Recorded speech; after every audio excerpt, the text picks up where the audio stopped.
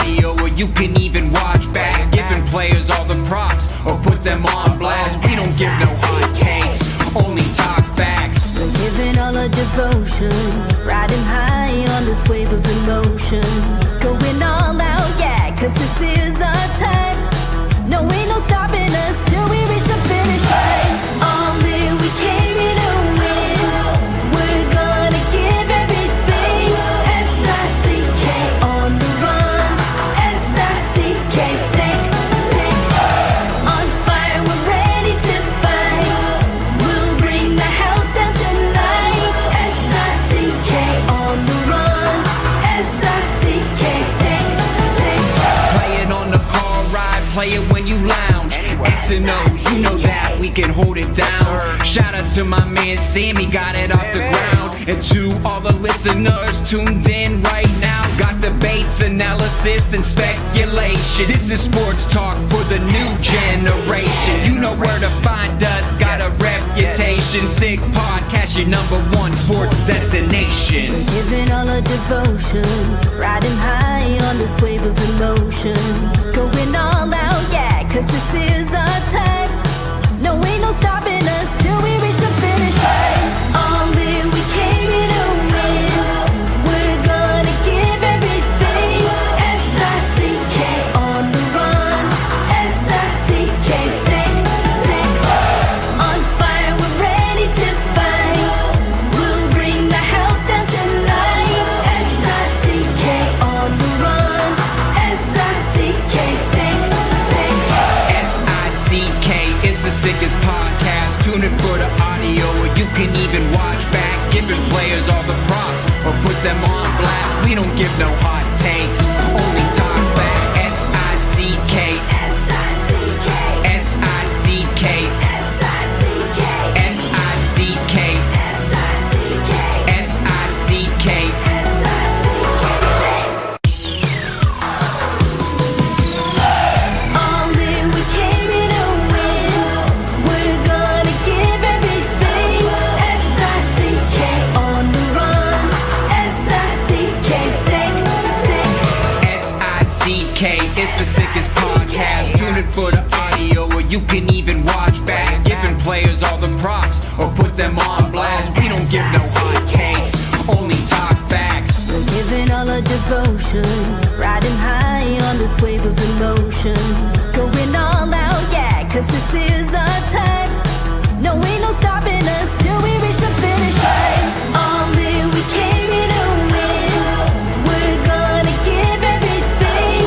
S-I-C-K on the run. S-I-C-K, sick. On fire, we're ready to fight. We'll bring the house down tonight. S-I-C-K on the run. S-I-C-K, sick. Play it on the car ride, play it when you lounge. X and O, you know that we can hold it down. Shout out to my man Sammy, got it off the ground. And to all the listeners tuned in right now, got debates, analysis, and speculation. This is sports talk for the new generation. You know where to find us, got a reputation. Sick podcast, your #1 sports destination. Giving all our devotion, riding high on this wave of emotion. Going all out, yeah, cause this is our time. No, ain't no stopping us till we reach the finish line. All in, we came here to win. We're gonna give everything. S-I-C-K on the run. S-I-C-K, sick. On fire, we're ready to fight. We'll bring the house down tonight. S-I-C-K on the run. S-I-C-K, sick. S-I-C-K, it's the sickest podcast. Tune in for the audio, or you can even watch back. Giving players all the props, or put them on blast. We don't give no hot takes, only talk back. S-I-C-K, S-I-C-K, S-I-C-K. Turn up your volume. Because you're about to listen to The Sick Podcast. CF Montreal Talk. Here's the chance. They've got the goal. Absolutely incredible. Cameron Porter the goal to send Montreal Impact into the CONCACAF Champions League semi-final. The sickest CF Montreal podcast. Brought to you by Energy Transportation Group. Driven to be different. Playground. Your premier gaming destination. Complete Striker. And Enov Sport. Collaborer avec Enov Sport, une compagnie d'ici afin de dynamiser l'apprentissage et la pratique du sport pour tous et partout. Les différents produits permettent de rester actif tout en développant sa confiance, son autonomie et sa technique. Des produits efficaces, progressifs et personnalisés avec le logo de votre école. Enov Sport, pour tous et partout. It's gonna be sick. Welcome on this Monday, April 22nd. It is the Sick Podcast, CF Montreal Talk, and CF Montreal played their second home game of the season a couple of nights ago on Saturday night and had the lead on two occasions, 1-0 and 2-1. But in stoppage time, it was Orlando City equalizing on what looked to be a Montreal win, scoring a goal late in the soccer game, courtesy of Ariel Lassiter, who's come up big over the last couple of weeks, but it wasn't meant to be. Orlando spoiled the party, and in the end, Orlando ends up leaving Montreal with a draw, leaving some points on the table. Not a good thing, because if you take a look at the standings today, CF Montreal are on the outside looking in instead of being on the inside looking out. And it's not setting up for an easy game on Saturday night, where they go visit their former coach, Wilfred Nancy, and the defending MLS Cup champs, the Columbus Crew, as they take their show, CF Montreal do, back on the road again. Without further ado, let's bring them in. Ali Gerba, Patrice Bernier, as the Sick Podcast. CF Montreal Talk is brought to you in part by Energy Transportation Group, brought to you in part by Playground, brought to you in part by Patrice Bernier's Enov Sport, and brought to you in part by Ali Gerba's Complete Striker Complex in Mirabel. Gentlemen, good afternoon. How are you? Good afternoon, Tony. How you doing? I'm doing extremely well. Patrice, ça va? Oui, ça va bien. Good afternoon, Tony, Ali, everybody listening. Yes. Good afternoon, Patrice. We're going to give it two mentions today, one at the end and one right now. We are just 6 days away from Patrice Bernier et ses amis. And the big question that I have for you, seeing as I take these games very seriously, is what do you think of my game shape? I can see that it seems like you'll probably be in your best game shape in the last 6 editions. These are very tight pants. They're size medium, by the way, so don't let the game shape fool you. I'm going to be running like you can't believe on Sunday, Pat. Very quickly, if you can, we'll talk about it at the end again, but I'm so proud of what you've been able to do with your foundation. And this event, notably, I think is absolutely fantastic. There was a sabbatical last year. You're back this year. It's Patrice Bernier et ses amis. You gather some members of the media, the artistic world, some social media influencers, some former players, and you have a game of futsal. Where's it going to take place this Sunday? How many people are you expecting? Where can people get tickets? How many years have you done this? Who are you doing it for? How much money have you raised? Let's go. Perfect. This is the 6th edition, so it will be 6 years now. We had a sabbatical. It will be at Collège Montmorency in Laval. We are expecting 500 or 600 people. Plus, if you add the VIPs and all of that, and the players, that's another 50 different personalities, as you mentioned, different walks of life. Even politicians will be there. I think the mayor of Laval will be part of it. Why are we doing this? It's mostly to gather money to be able to help out kids throughout the time. La Fondation Patrice Bernier has brought kids to Stade Saputo, has given scholarships or bursaries to different kids who need help in sports or just help just to get into sports. That's the objective. And at the end, you guys have been there for several years. It's fun, laughter, but a lot of competitiveness once it gets going. So I invite people. You want to purchase tickets, you can go at pbetsesamis.com or there is on the link a GoFundMe. So if you can't show up, you can still donate and contribute also from afar. So great event coming on Sunday. I haven't played in a while. I don't know if Ali has played, but once we get on that floor and the ball starts rolling, it's fair game, as they say. Pat, I've mentioned this before, but as luck would have it, and the draw, three players who like to be on the attack, Tony Marinaro, Ali Gerba, and Marinette Pichon, are all on the same team. So I don't know who's going to pass the ball, but do me a favor. Nobody's listening. Nobody's watching. Give me a pass every now and then. I mean, just give me a pass. You want Tony, to give a pass? Give me a pass. Hey, even if you give it to me, pass, it doesn't mean I'm going to score. Just give it to me. Tony, I gotta give you the pass. I gotta play in the back, and you know that I can come from far. Ali Don't worry, has evolved throughout the decades. Ali, with that I contribute. I had my time as a goal scorer. With that shot that you have, you Ali shoot from everywhere, and I'm going to the net. All right, okay, guys. Let's get back to the game now, if we can. 2-2 versus Orlando City. Let's take a look at Montreal starting 11. Let's go. All right, here you have it. Sirois in goal, a back line of Waterman with Campbell to his right and Sosa to his left. Left wing back, Raheem Edwards. Right wing back, Rouen. The CDMs in front of the back line, Piet and Chouanière. Duke playing in behind Lassiter and Toy. On the bench, Breza, Wanyama, Yankov, Ibrahim, Zouir, Saliba, Lapalainen, Jabang, and Gabriele Corbo. Pat, it was 1 week ago you said, hey, credit to the coaching staff after a difficult game in Seattle where you had a new back line and you gave up 5, the coach comes back with that same back line again of Waterman, Campbell, and Sosa last week, and they won. He comes back with it this week. It's 2-2. The big question,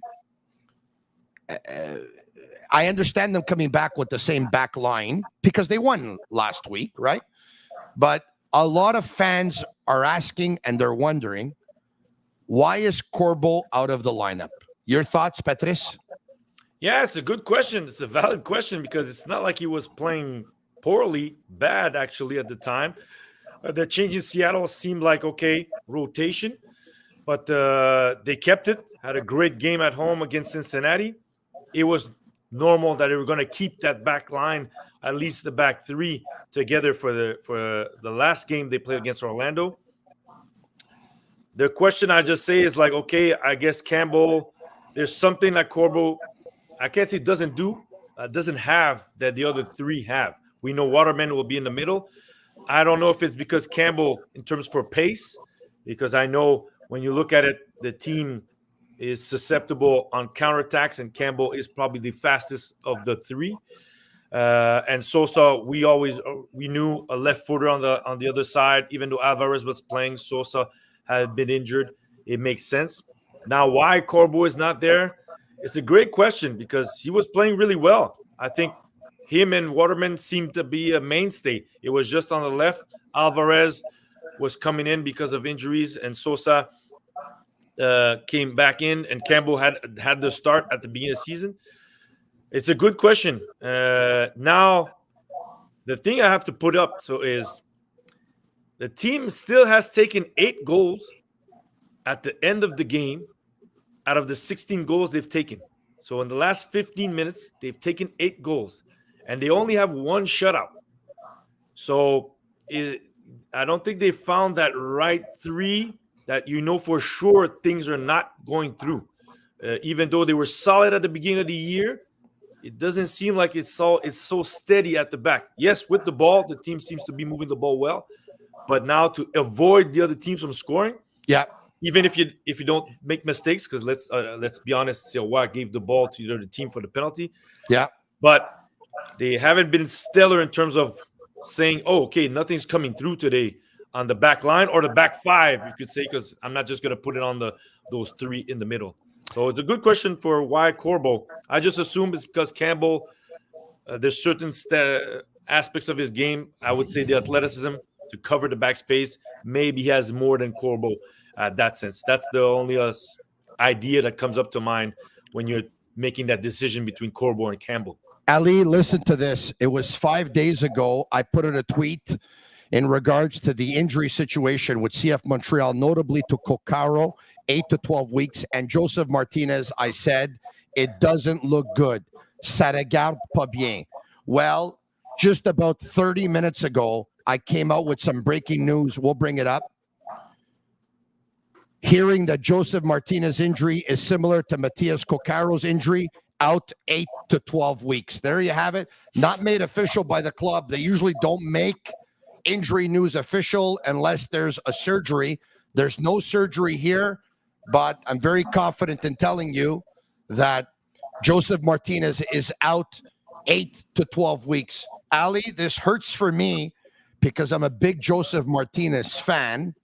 And besides his entire season, I especially, like a lot of the fans, had the May 11 date circled on my calendar where he would have gone out against his former team, Inter Miami. Now we know this. Martinez is out. Coccaro's out. For that game, Jordi Alba looks like he's going to be out as well. Anyway, let's stick to CF Montreal if we can. Martinez and Cóccaro out at least 2 months. Are they going to be able to get by? You know what? It's a big loss for Montreal because they're two great forward, and you know what? They give another depth on the field, and they've been scoring goals too. So one thing that we shared with Patrick and I remember was like, we're expecting him to start doing 90 minutes maybe at home. Pat, do you remember that? Yeah. So pushing the player, putting him forward, because that type of injury than he have before, you know what? And plus that, he came a little bit late at Montreal. He needed time to push his fitness. And people, they don't realize how important he is. And exceptionally when you're at a certain age. Some player like with experience, they used to be like, we have to manage them. And me, I do believe that the management didn't do a good job, because they should have known that you're coming back from an injury. You want to push your best element to come back slowly. It wasn't because Montreal was doing bad. You know, I can understand if the Montreal is doing bad, so you want to bring your top guns as soon as possible. Pardon me, you're not talking about management. You're talking about the coaching staff. I'm talking about the coaching staff, to be clear. Yes, yes. Of course, it's not Olivier Renard who's telling no. We just want to make sure it's not. I don't think that they have that much decision when it comes to the staff. So I think that it will more the staff than anything. So that's what I find a little bit more. Yeah, now we can find excuses about it, or we can try to find what happened or anything like that. But in the end of the day, is a veteran player that we need to manage for him to be able to come to the point. This is a good point, but Patrice, it's interesting because, injuries, there's two ways you could look at it. Like some of them are just accidents, and others are sometimes, you pull up, there's a tweak, there's something wrong. We knew that specifically in the Remy Garda era, if memory serves me well, a lot of players had complained about a very tough training camp where they believe they did too much. We know that injuries can arise when you go from, let's just say, turf to grass, which is some of their realities as well, with the game in Seattle and then the game after that in Montreal, and some training on turf that took place at Marivic early on in training camp and all that stuff. But should we look further into this? Opoku hurt long term. Vilsain hurt, comes back hurt again, out for a couple of weeks, should be in next week, I would imagine. Opoku looking at maybe returning May 11, that game versus Inter Miami. Cóccaro out 8 to 12 weeks. Martinez out 8 to 12 weeks. It's 4 significant injuries, all 4 to strikers. Does it say anything at all, or it's just accidents? No, I would say when it's personally, I'm not a doctor, but I look at it, they're all joint injuries. Knee, ankle, Opoku, tackle. You can't do anything about it. If they were muscular injuries, I would tell you, yeah, there's about load management, players, how well they take care of themselves. Was the preseason too long? I will put one part. Martinez, he had several knee injuries, okay? That's the part is not only that he's 30, is we all know his last season in Atlanta, he had major surgery. It took time to get back to that. We saw in Inter Miami, it was taking some time, the confidence also, the rhythm. He was finding that now. Now, the reality of Montreal is you saw the weather. You're going on Nutrilait on grass. It's not the same soft grass as in Florida right now. And it could be 0 degrees, like it could be 10. And it could be hard on the body, especially if you had a damaged body in the past and you're playing. As Laurent Courtois mentioned, he is a Lamborghini. And Lamborghinis, I don't know much about it, but the pieces must cost a lot when they're injured. No, Lamborghini drove in Montreal. Lamborghini drove in Montreal Street. But the factor I say, I don't think it's related to fatigue. I think it's mostly all joints and then it's bad movements. Maybe the change of turf to grass that could play on your body in terms of the twist, the torque, the turns. But I do know, the reality is still the weather here. You go outside, it's 0 cold. You just played 90 minutes. And some players you may have to pay attention to differently. I'm going to give you an example of Atiba Hutchinson. Tell me, He's a friend of ours. We know him really well. At 33, he told me he didn't know if he was going to play till 34 because he was so banged up. But Besiktas managed that he had a pre-week program. He would play 1 game a week, have 2 extra days, recover properly, and he played till he's 40. So if you have those are types of players that you have to manage differently because once you pass 30, no matter your Wanyama, Patrice Bernier, Ali Gerba, or Martinez, your body works differently, and sometimes you may need more rest than other players so that you're sharp on that Saturday or on Wednesday if you're playing 2 games a week. All right, now let's talk about the forwards that are there because when someone is out with an injury, it's an opportunity for someone else to get some playing time. It's an opportunity for someone else to show what they can do. The 2 players that started the game for CF Montreal on top were ultimately the players that scored in this game. Mason Toye put CF Montreal up 1-0, and Lassiter ends up giving CF Montreal a 2-1 lead at one point. Ali, when you're a striker and you get a ball the way Mason Toye got from Samuel Piette off his left foot behind the defender ahead of Mason Toye into space, that's what you pray for going into every game, right? First of all, I would be in shock from Piette's left foot. I was expecting that from Bernier. He's giving some better passes forward, but But you know what? It was a pleasure to see it, and even for him to be able to contribute to because Piette has been doing a lot of work defensively, but to see that he brought us something offensively. It was a pleasure to watch, and what a great ball, eh? And you know what? Toye, he made everything very good for forward because he opened his body, make sure that he sell his shooting, and he put him with the left. Very difficult, but simple finish. So me, you know what? I have nothing that I can tell to the guy. It was a great goal, great run, and you know what? He put some ambience on at the stadium.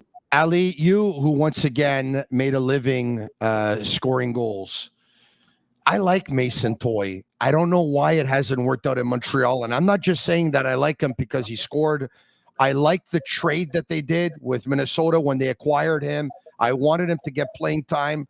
I have to tell you, having watched a few practices, I actually think, and I could be in left field here, I think his finishing ability, I think it's actually the best on the team. Like, I think he's way up there. He finishes extremely well, but for whatever reason, he's not the first guy they look at. He's not the second. He's not the third. Yeah. I think he doesn't play the way the coach wanted to. Tell me why. Tony, I worked with I was in the staff, so I know Mason quite well. Mason has all the attributes and profile to be a top striker in this league. Pace, size, finishing, right and left foot. He's a clinical finisher. But Mason's biggest... So pardon me, Pat, I'm not exaggerating when I say it's debatable, but Mason, he could arguably be the best finisher on the team.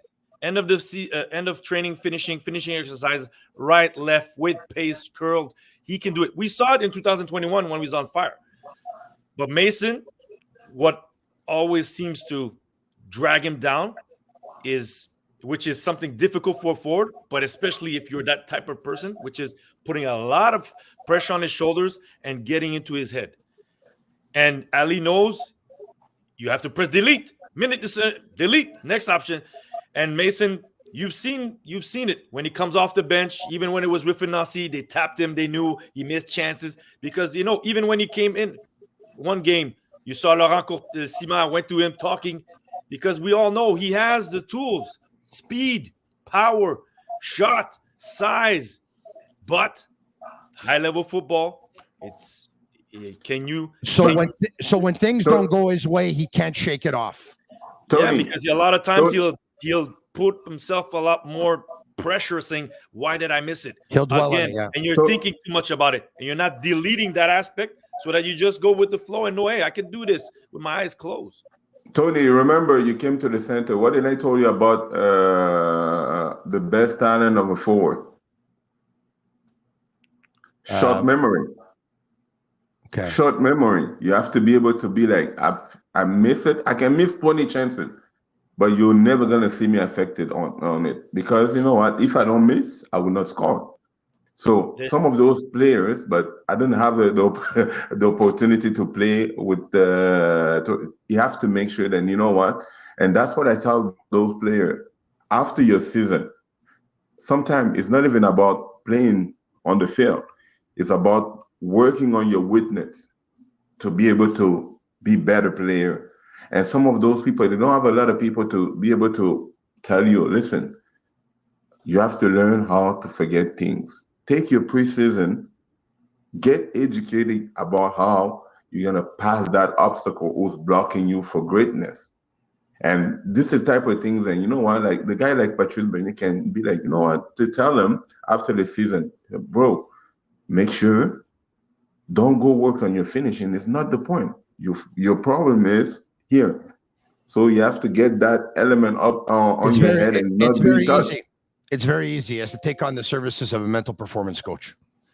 Yeah, so I was happy for him. 6 minutes into the game, scoring. That takes off a burden because, he probably put pressure on himself. I got to perform. I got to score. Martinez is out. My first goal, you know how important it is for forward.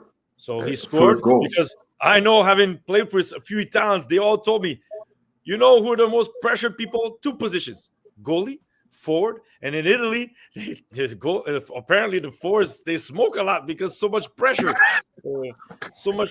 I heard about Gilardino. I heard about even Matteo Mancuso here. The reality, I didn't notice, but when I saw it, I said, okay, true factor, it's true because they put a lot of pressure. Why, Ali? You smoked when you played, Ali? No, man. I didn't need that. He kept that pressure for after the career, so let the steam out. They used to send Patrice to control me. That's another story for another day. All right, okay, guys, let's take a look at the game sheet if we can. Some of the goals, some of the substitutions. Put on my glasses here, and once again, there's a yellow to Jansen for Orlando City, a yellow to Sosa of Montreal at the 10th. Mason Toy scores that goal at the 16th minute, guys, to give Montreal a 1-0 lead, an assist by Samuel Piette. And then, of course, at the 20-minute mark, Orlando with a great ball in between the seams in the box, guys. And Sirois goes for it, clips the foot, foul, PK, Torres takes it. No mistake, 1-1. Guys, it's hard to fault Sirois. He's going after the player who's all alone trying to stop a goal. At the same time,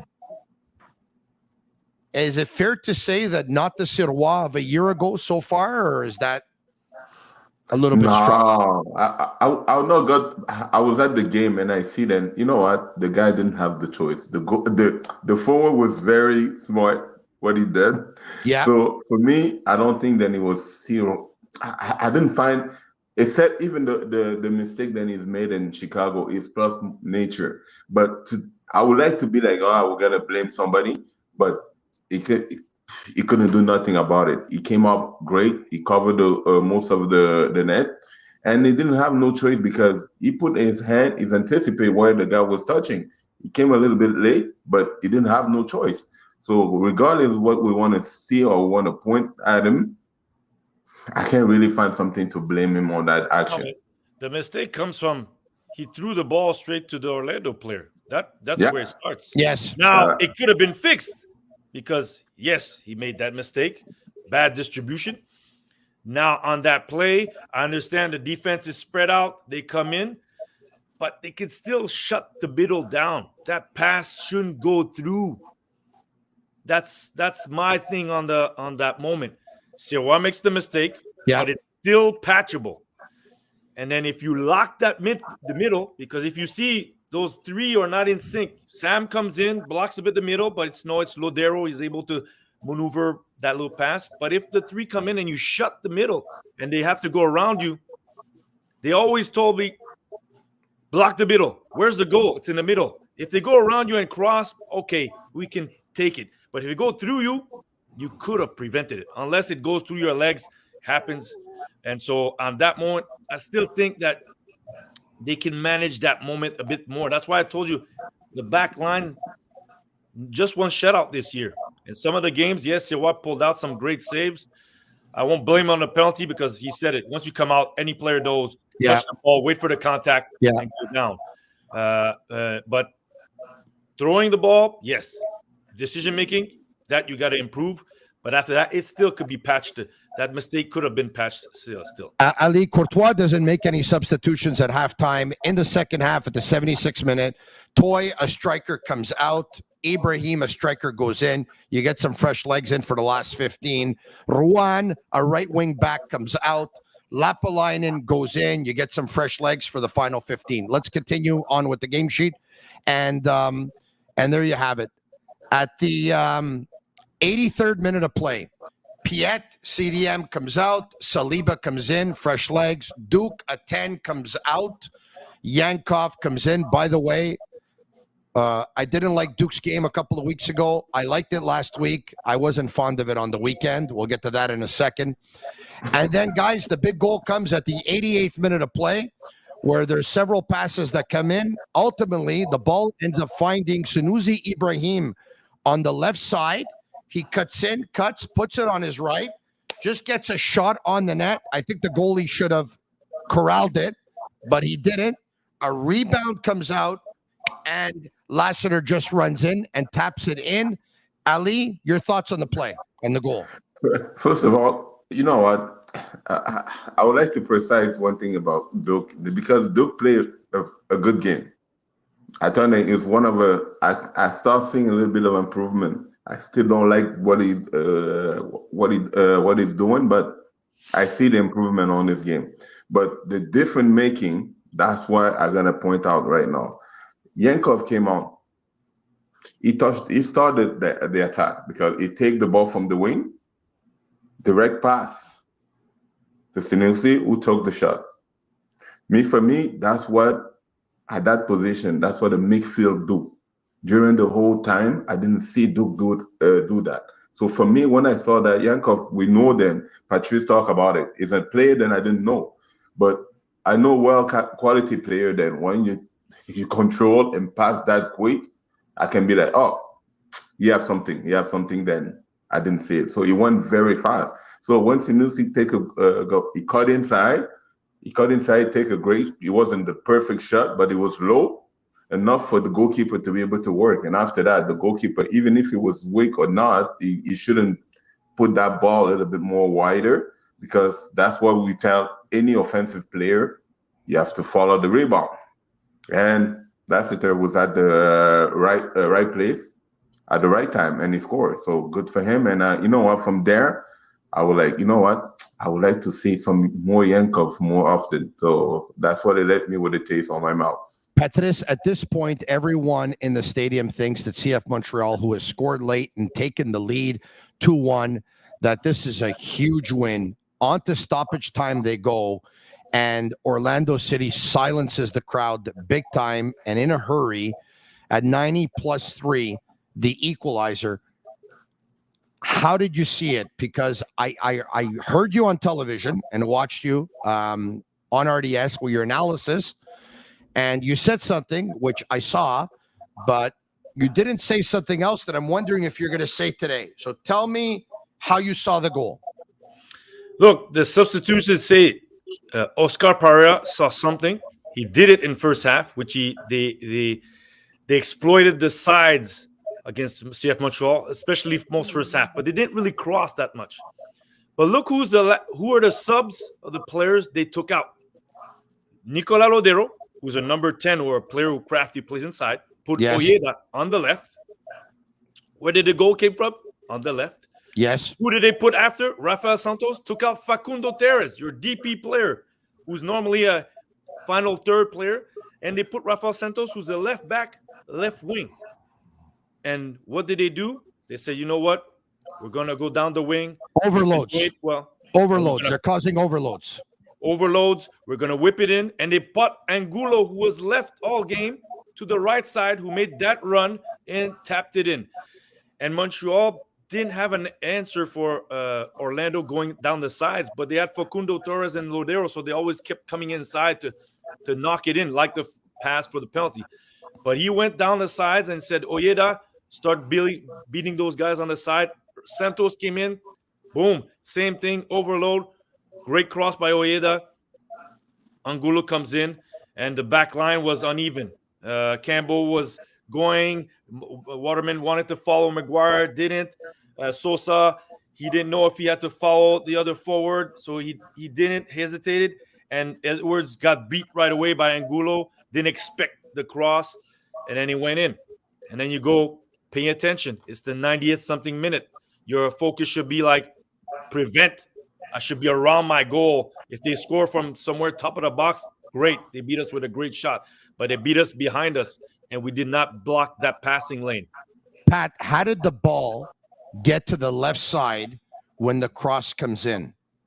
Because I know what I saw, and I saw a player turn Saliba, correct me if I'm wrong, and then pass it to the left wing, and the left wing crosses the ball in the box. And my whole thing, and by the way, I credit Saliba for getting the ball, I believe, to Yankov, who got the ball to Sanusi. I believe it started with Saliba when they scored the go-ahead goal. But you're up 2-1, Pat, and you're in stoppage time. You can't get turned like that. And at the very worst, you foul the guy, and you give up a free kick from there if you have to, but you can't get turned there. Am I wrong? The part where I started reading where people said, Saliba got beat. And when I looked at it this morning, he's tight on him. He's back turned. Now, can he prevent him from making that pass inside? Yes, I do believe that. Can he block the inside and force him to the side? And Cartagena kind of just spins off and falls. Now, after that, do you want to be tighter on Maguire? Because he's the one who knocks it to Ojeda to the side. He's got free. He could have even turned. He does it. Do we want to blame Saliba?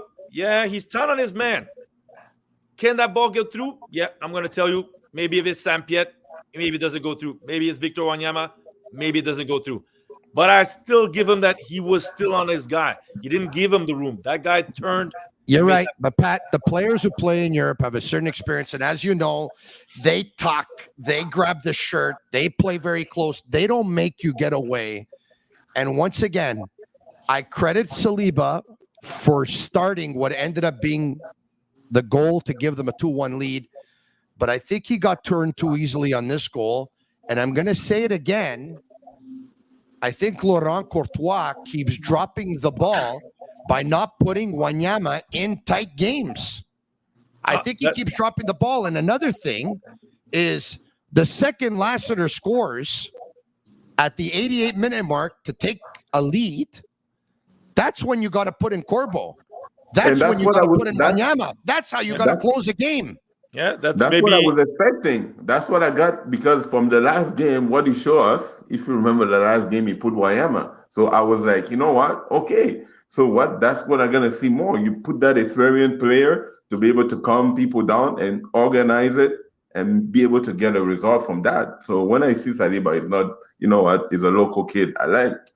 But when it comes to how to manage a game, I'm start asking questions. Hey, Ali, if this is Pat, pardon me for a second, but if this was Europe and we're dealing with a very tactical coach, okay, but like I'm going to give you a Mourinho, for example, or I'll give you a whatever, okay? The second they take the lead, Corbo, Wanyama, they're coming in. The second they take the lead at the 88th minute, boom, the substitutions are made. They're coming in, and you close out. And it doesn't mean you'll close out the game, but you put the chances on your side. I think they were late in making some changes. I don't think they made, once again, the changes they should have made.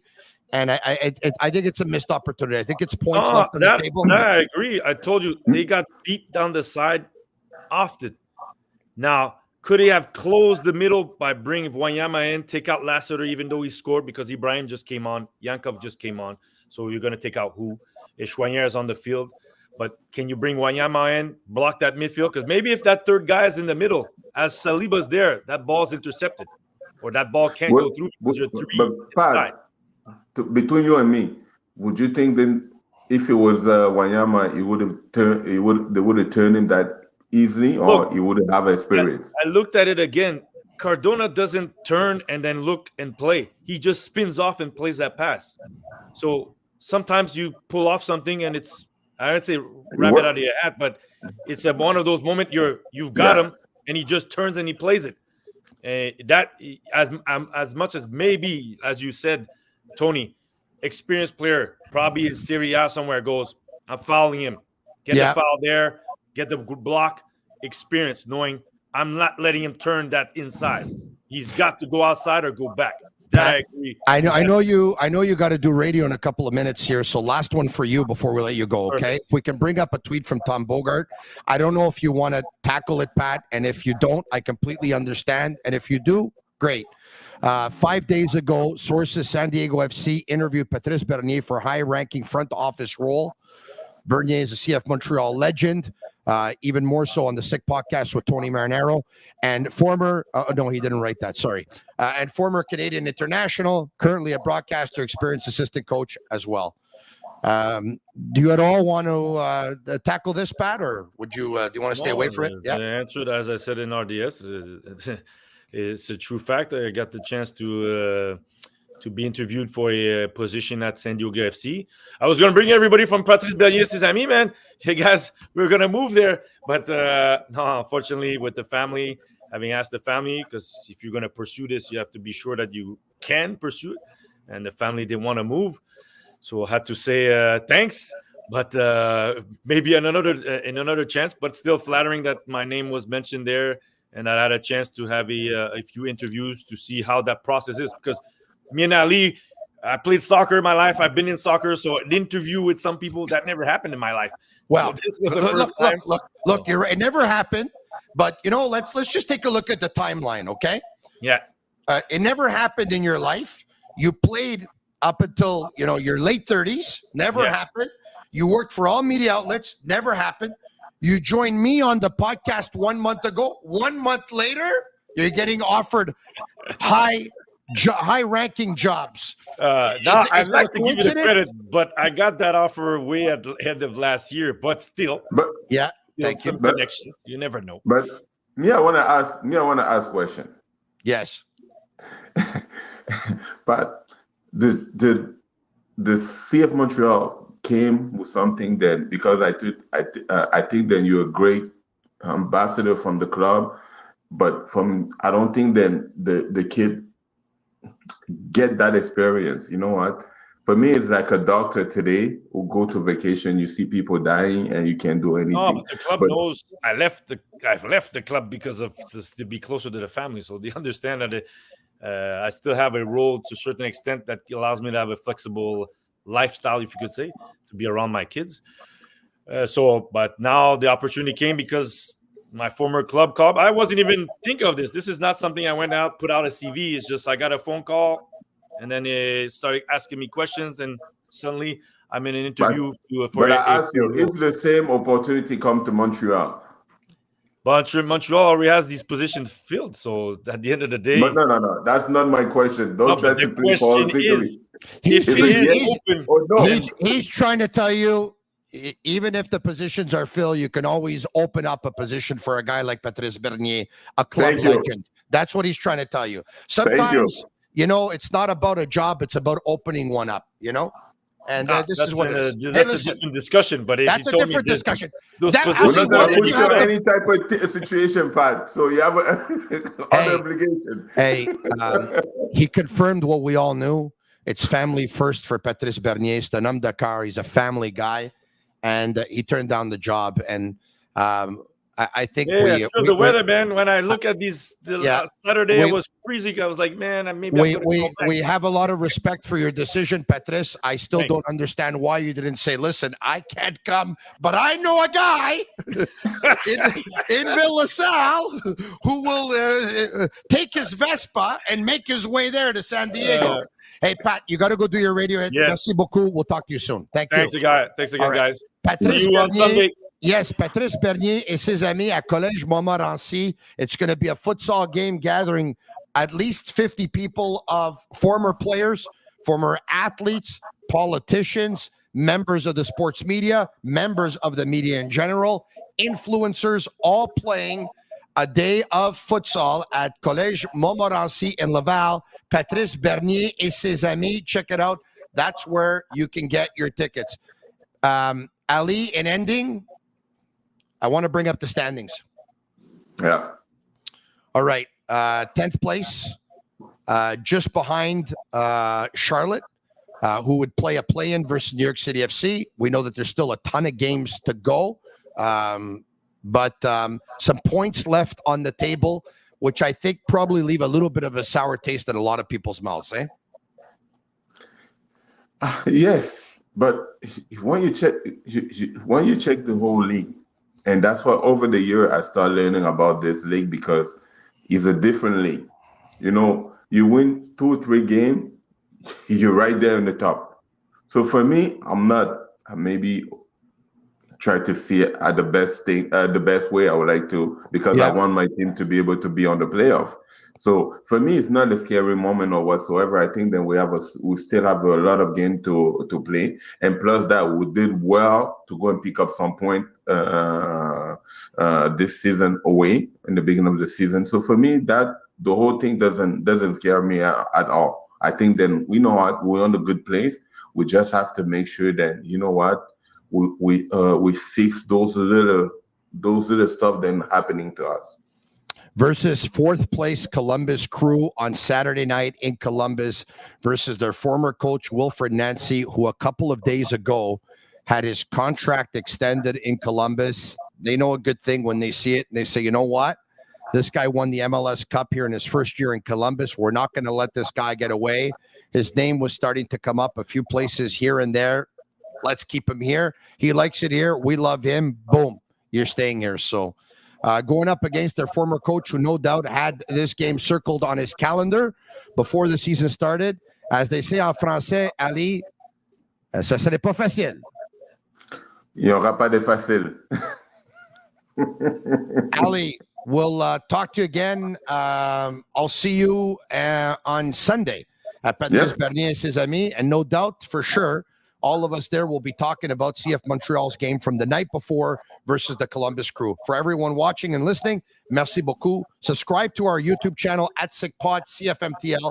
Subscribe to our Twitter handle at SickPod CFMTL. Subscribe to our Instagram page at SickPod CFMTL. And once again, here at the Sick Podcast, we had breaking news earlier today.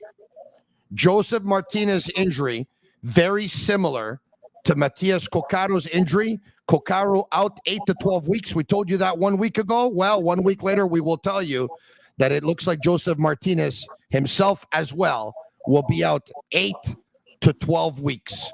There you have it. Breaking news on your number 1 CF Montreal podcast, or at least that's the goal, if it isn't already. The Sick Podcast, CF Montreal Talk. Thank you very much. Merci beaucoup. Join all our channels. We'll talk to you soon. Merci, Ali.